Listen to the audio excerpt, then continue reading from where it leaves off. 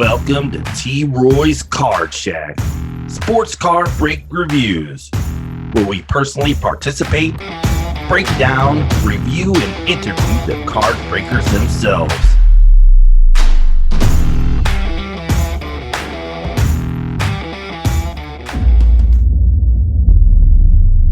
Here's your host, T. Roy.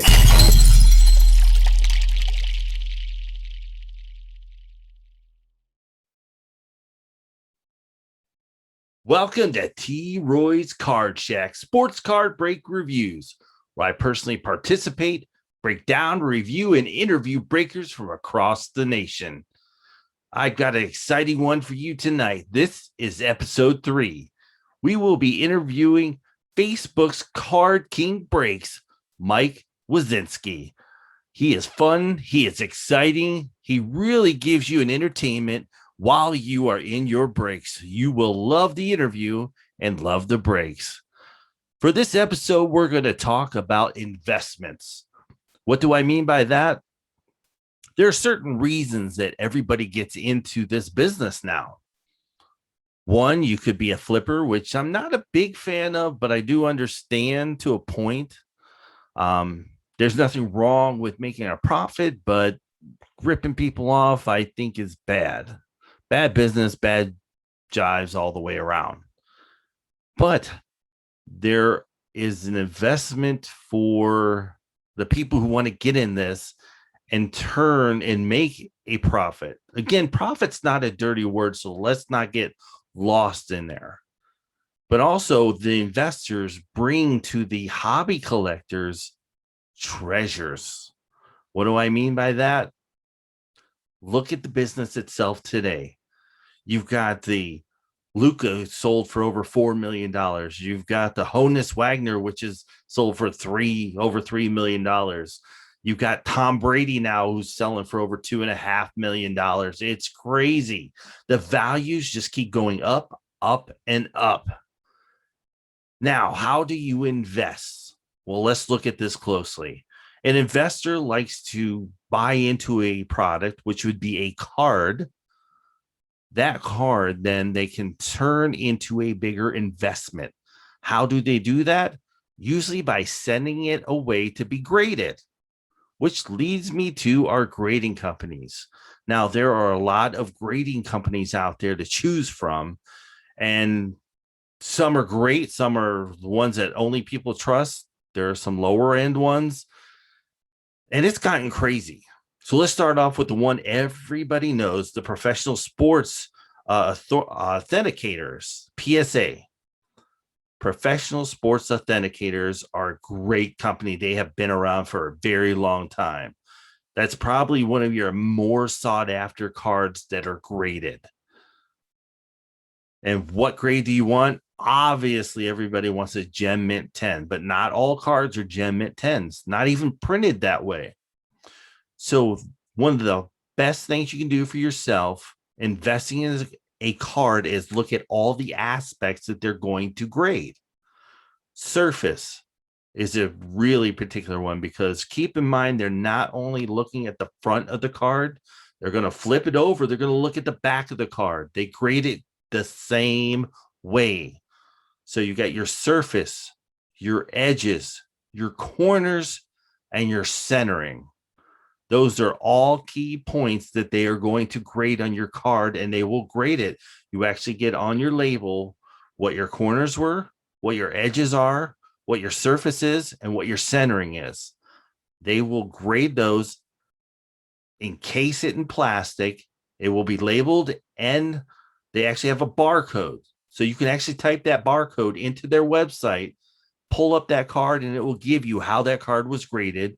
That helps from fraud and everything else. It's a great tool that they implemented and are using now is the barcode. So that way it's certified, it's registered, and the grade will always be there. So you'll know that card is true. So when you're buying a card that you want to invest in, you got to look at those criteria. Make sure your centering is perfect. Make sure your edges are nice and crisp. Make sure your corners are nice and cornered. straight angles. You don't want no soft corners. You don't want no edge wear, anything like that. Centering a little off to the left, a little off to the right, a little bit up, a little bit down. Also, you got to watch with prism cards, mosaic. They actually have another print on there that the actual figure goes to. Let's say the mosaic logo up in the corner has an outline. Sometimes those are not lined up. You have to watch that. Sometimes the players are outlined. You have to watch that. I've seen it way off. I've seen where cards were even printed way off. You can find it out there. There's a headless LeBron James card that someone sent out to be graded, I think, for humor. It came back a very low score. I think it was a 2 or a 3, but it was interesting. Evidently, there was an error. Given with today's prices, you wouldn't think they would put out that big of an error, but it does happen because they are mass producing the common cards. And this was, I believe, a common card. Unfortunately, sometimes you do get some blemishes on some high-end cards, and that's can be irritating.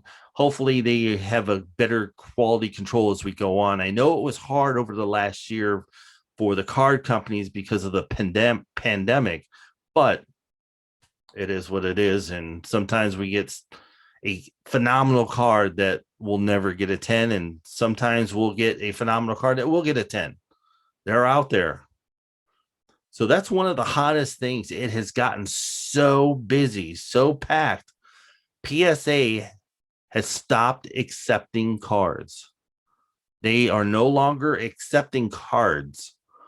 So from what I read, it's going to be June, July before they open back up and start accepting submissions and grading cards again.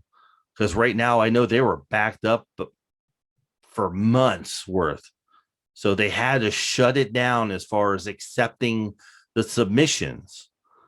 But once they're caught up, and from what I read, it's going to be late June, July that they're going to open back up so that way you can submit your cards. Now, another grading company out there is the Beckett Grading Service, BGS. They are really picky. They're a little bit more pickier than PSA because they do get into your 9.5s and your 8.5s. 9.5, I feel maybe a 10 with PSA. And now, if you're not happy with the grade, you can send it back for regrading. You can request that. That is one of the options. Once you go into a grading company, look at all their rules and everything, what they will do, what they won't do, just to make sure you're covered as far as what you can do with your investment. And that's very important, is an investment, because that's what you're trying to do, is better yourself. And there's nothing wrong with that. Again, there's nothing wrong with a profit. Just think, Vegas Dave, think about how many cards he's turned into millions of dollars because he invested. He made sure the card was worth investing and became more valuable. And a lot of it depends on who the player is too, how well they play. That's how well and how much your card is worth. So those are particular things. Other grading companies out there is SGC, the Sports Card Guarantee. They have taken a change of tune. And what I mean by that is their minimum price for grading a card was $25. They were doing that all day long, fast turnarounds. They're quick. They are on top of it. They have a good turnaround time. Their submissions are nice. They're encased, just like they all are. But they decided, since PSA stopped accepting submissions, this was the perfect time for them to make a price increase. I don't really agree with it. I feel it's taking advantage of the collectors and investors, because if this is something you're doing for your PC, it's going to cost you a lot more just to have your PC graded, encased, and to show. But they decided to do it. People are still submitting, so I'm sure they don't have any regrets at this point. Now, once PSA starts accepting submissions, I don't know if they're going to follow suit. They still haven't announced what their pricing is going to be. They haven't announced what, services are going to be doing. Because it used to be with PSA, you could buy a membership. They would actually give you, if you got the top membership thing, I believe it's platinum, you could get 15 cards graded included in that package. They don't do that no more. Roughly about 4 or 5 months ago, they stopped that. They were getting so many cards, so many people buying in because that was a cheaper way for them to get their cards graded. So they're going to restructure their whole pricing on how they actually grade the cards and what it's going to cost you, the investor. So that's something to watch for come June, July, once they announce what they're going to do, how they're going to do it, and how much they're going to do it for. So it's going to be a whole new plan with them. There is a new company out there that a lot of people love, a lot of people like. It's the hybrid grading approach. They actually grade it by a computer, and they actually are beautiful, beautiful encasements. What I mean by that is you can actually match the card colors to the colors on the grading labels that they put around the card. So it looks really sharp, really nice. I have noticed them being a newer company and also computer ran mostly. There's a lot of misspelling. So you want to pay attention to that, because sometimes I've even seen them put the wrong name on a card. Like it was a Patrick Mahomes and it was labeled a Tom Brady. It was crazy. Also misspelling. So pay attention to those little details, because they will mean a lot to an investor who wants to buy the card after it's graded, or to a collector. There are collectors out there that want those high-end cards, but they don't want something that's misspelled or something that's just completely wrong. So pay attention to that as you go as well. Now, there is another company out there, Certified Sports Guaranteed, CSG. Now, a lot of people, they're real big in comic books, but they're huge in grading currency. Dollar bills, old currency, new currency, Confederate currency, just depending on what you collect as far as money. And that's what your currency collectors considered your PSA. So with the approach they've taken in grading sports cards, I hold a lot of value in them. Not everybody does. Again, this is a preference. But for me, myself, I think that the company is definitely worthy of having your cards graded there. They do encase them. They put a nice label on there. It's real sharp. It's real professional. It's definitely one that I'm going to go with. I'm actually going to try them all out. But just to give you feedback on really what it's like when it's in my hand. And then there's GMA, Sports Card Grading Company. I really don't have a lot of feedback on them, other than don't use them unless it's just for your personal collection and you don't want to spend a lot of money. They're probably the lowest grading company that I'm aware of. So those are the companies that kind of check out, see who you like, see who you want to go with. And again, once I get my cards graded with them, I will give you my review on them, let you know what I think. I am working on getting an interview with the card grading companies themselves. It's a little bit hard right now because they're overwhelmed, they're busy, but they say they will get back to me. So we'll see. I'd love to have them on the show, talk about what they're doing, why they're doing it, and where they're going from here. Hopefully it will help you guys as collectors and investors decide what you want to do and who you want to go with. So you've got PSA, who is probably known as the best one out there, Beckett Grading Service, BGS.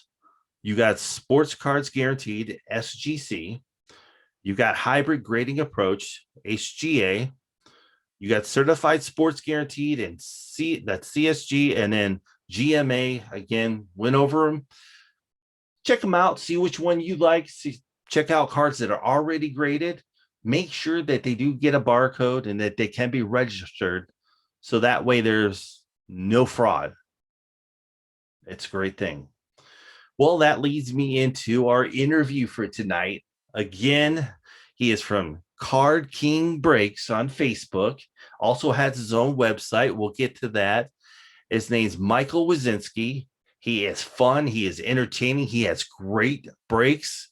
Here's just a few clips from his breaks. Check them out. Oh boy. Oh, we got a freaking banger coming, man. Hoo-wee. Here we go, guys. Here we go. Good luck to y'all.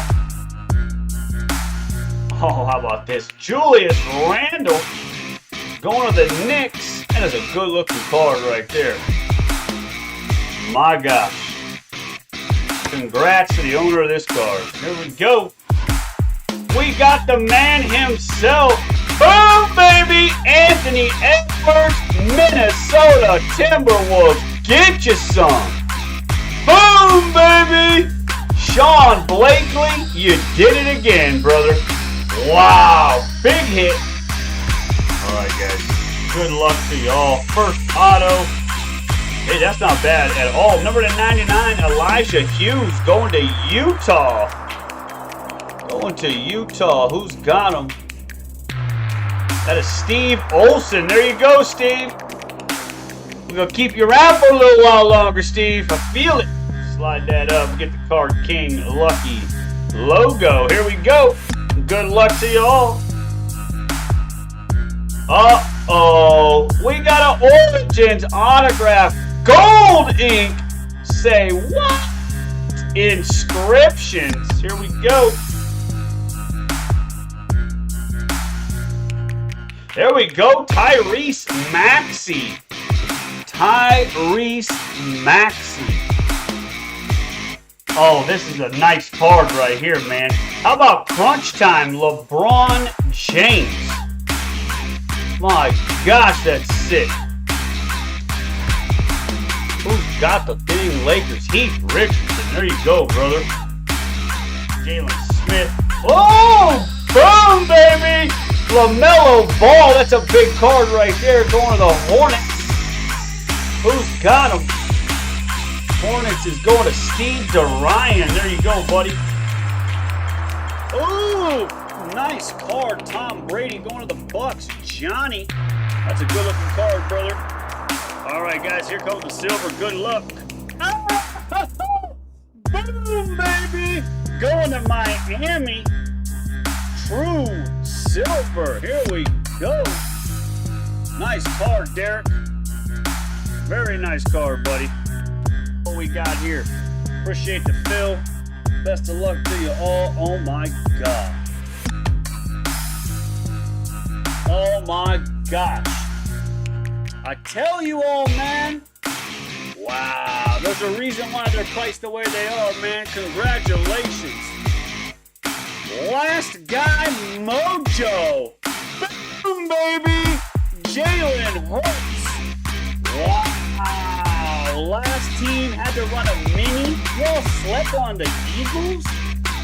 Please. Congratulations. Wow, man. Well, you guys just saw the clips from the exciting man himself, Michael Wiczynski. How are you doing tonight, sir? Pretty good. Yourself, Troy? Not too bad. I'm enjoying the breaks. There's a lot of fun action going on tonight, but nothing quite like yours. Tell us a little bit about yourself, how you got started, and what you're doing lately. Well, been a collector pretty much my whole life. Got into the hobby as a kid, like a lot do, and just thought it would be exciting to change it up. I got in the industry about 13 years ago when breaking started to first become a thing. Did it for about 4 or 5 years, and then got out of it and decided, you know what, let's get back into it. So about a year ago, we took the plunge, gave my 2-week notice at work, and here we are. That's awesome. So is this something you're doing full-time now? This is a full-time gig. This is how we feed my family and pay our bills. Hey, there's nothing wrong with that, especially with how exciting the business has got. I actually did shows moons ago back in the 90s, but since then, this is a total different beast that we're doing now. Can you kind of explain the differences for you from then till now? Well, prices. I mean, that would be the first and foremost, the price. But when there's more of a demand, then that raises prices naturally. And people, we're in a real weird time with our country, if you will, and actually the world, with COVID and everything. People are a little bit scared of anything they invest in that doesn't have an actual physical item attached to it. And I think that's what we're seeing in the sports card market is some of the big players. You got multi-millionaires getting into the industry because they understand that it's a way to make money. And before it was just a childhood, you collect baseball cards type of a hobby. And, not that adults didn't do it. Heck, I did it. I loved it. I have a huge collection. But primarily that was the stigma behind sports cards and collecting. It was primarily for kids. And boy, that stigma now is out the window. When people start to think that you can invest and make money, it's green light. Oh yeah, absolutely. And you nailed it right on the head. The price is really what's driving the business right now. What's the biggest challenge per se that you're running into now versus then? Because there's a ton of breakers out now, and that's kind of why I'm doing what I'm doing is to weed out the bad and present the good for everybody. You know, the biggest challenge is getting product at the best price. It makes it difficult for somebody like me that's trying to make a living, feed my family, and get it at the best price possible, just like a lot of people are doing. So that's the biggest challenge. Is it's kind of like the stock market in a way. If as a breaker myself, when a product releases, I have to make a decision. Do I buy a bunch of this and hope that everybody's going to love it, or do I just buy a little bit? If I don't buy enough, then I have to rebuy. If you wait 3 days after a product releases, the price goes up substantially. So that's the toughest part about what I do personally. Oh, absolutely. I've seen it myself. As you can tell, you go to any Walmart, Target now, the lines are just crazy, and just trying to get your hands on it's almost like a battle. It is.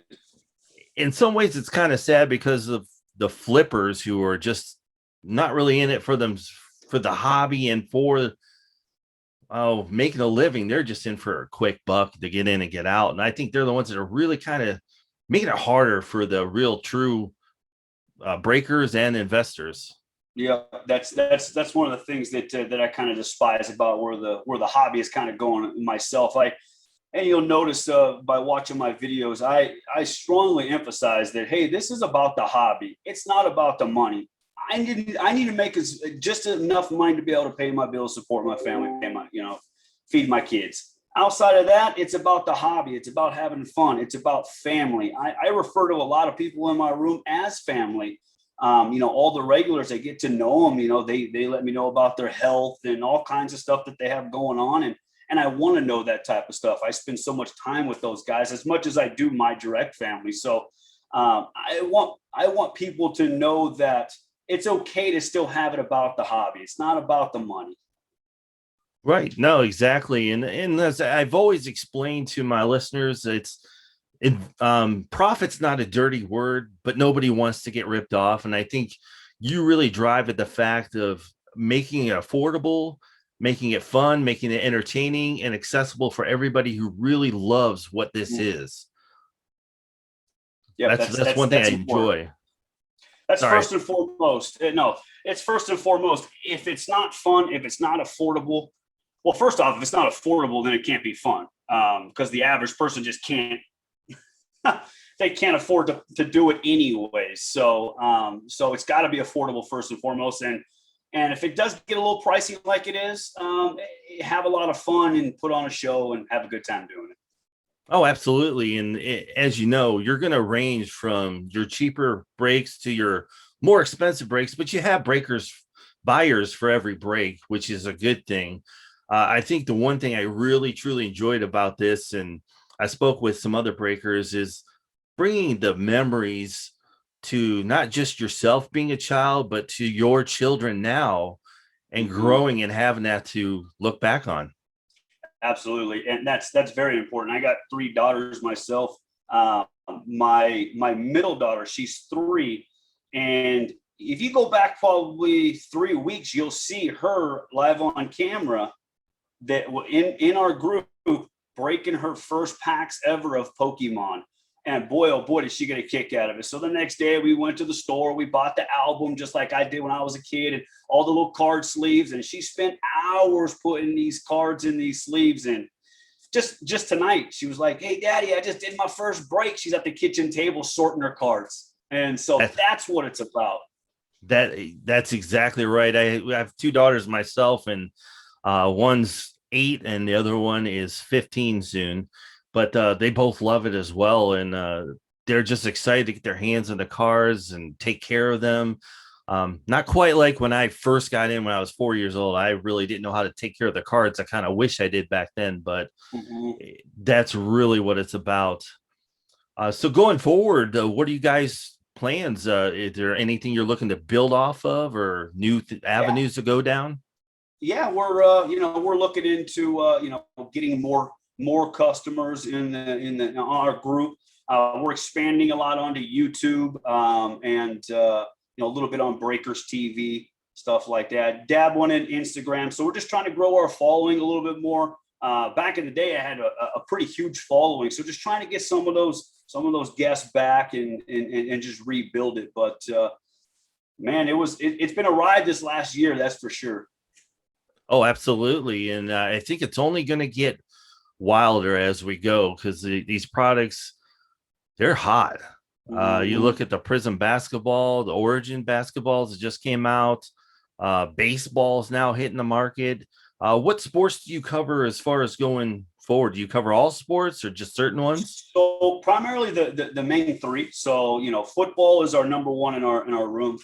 We do probably 3 to 1 as far as football to basketball and baseball. We'll dabble in a little bit of hockey. Every once in a while, soccer, stuff like that. We try to be pretty diverse in the room. I think that's pretty important. You get a lot of breakers that they'll only do certain sports or products, and I want to do a little bit of everything. So if it's a new release, you can guarantee we're at least doing 1 break in the room of it. Oh, that's great stuff. And like I said, I've actually been watching a lot of your videos, but also checking out the live streams and trying to get in myself. And sometimes it's hard because it's a lot going on. I like to cover a lot of breaks because of what I'm doing. So sometimes it's hard to bounce around, but all honesty, you have one of the most exciting, most entertaining breaks that I've been able to watch. And you got a really good thing going. I appreciate that. It's been a whole lot of time and energy and headache, and the biggest thing that I put a lot of time into is the videos, the quality, the different camera setups. I mean, I'm a strong believer of 2 major things. I myself love playing in breaks. I got a few rooms that I play in as well, but typically I will not play in any other breaks where the breaker doesn't wear gloves. That's important to me. Got to have gloves, especially with the way the market's going now with grading. If a breaker doesn't wear gloves, that means they just don't care. And I want people to know that it's important that we, doing what we do, care about your product, and that's the product we're delivering. That's very, very important. The second thing is having at least a second and or a third camera view, with fraud and all kinds of stuff that happens nowadays, and you hear it on a regular day basis. It's foolish not to. If you get into a breakers, break, and they only got 1 camera set up, that should probably be your first and last time. True. I guess the only break I give there is if they're just getting started, but I agree with you. I've seen a lot of shady things going on, and also the gloves I'm a big on. I've actually seen a break where this breaker, he's young. I get it. They don't really know how to handle people in a way, but literally yelled at the buyer, told him if he didn't like it to get out of his breaks. And I was so turned off. I've never done a break with them, and I probably won't ever. Yeah. I wouldn't either. That's horrible. That's horrible. That's not customer service for sure.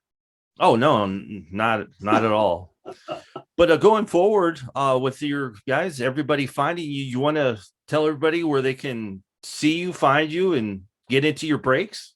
Absolutely. So you can check us out. We are on YouTube. It's Card King Breaks. We do have a fully functioning website. It's CardKingBreaks.com.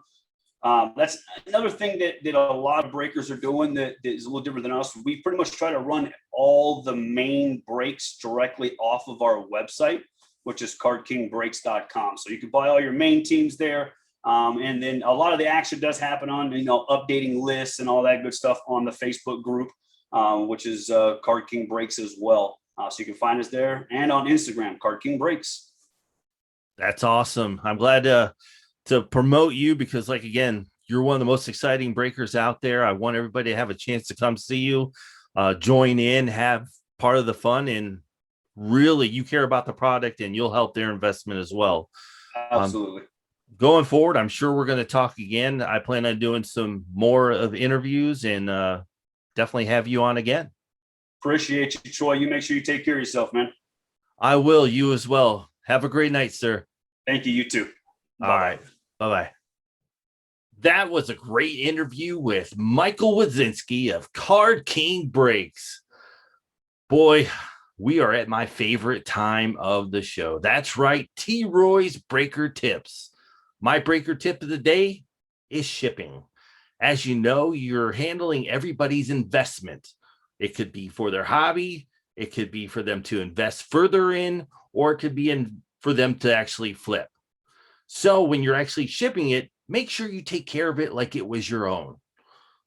Don't use the flimsy top loaders that aren't strong.